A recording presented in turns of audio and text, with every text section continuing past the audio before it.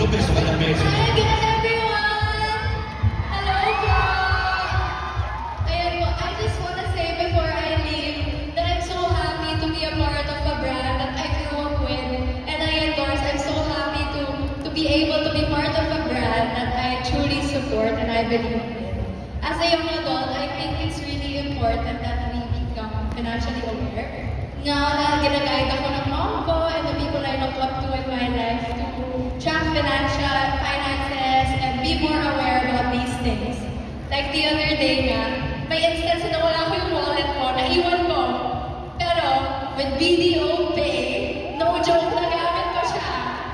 So to those of you na hindi mo na na-download ang BDO Pay, I recommend you download it now that we're all in a digital age.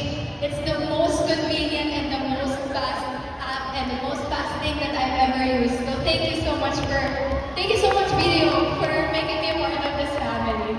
Thank you everyone. Yes, thank you so much, Belle.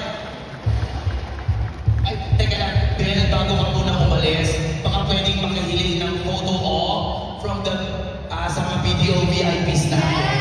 Yes! So, samahan natin si Belle. Yung takas dito. At dito na lang. Dito.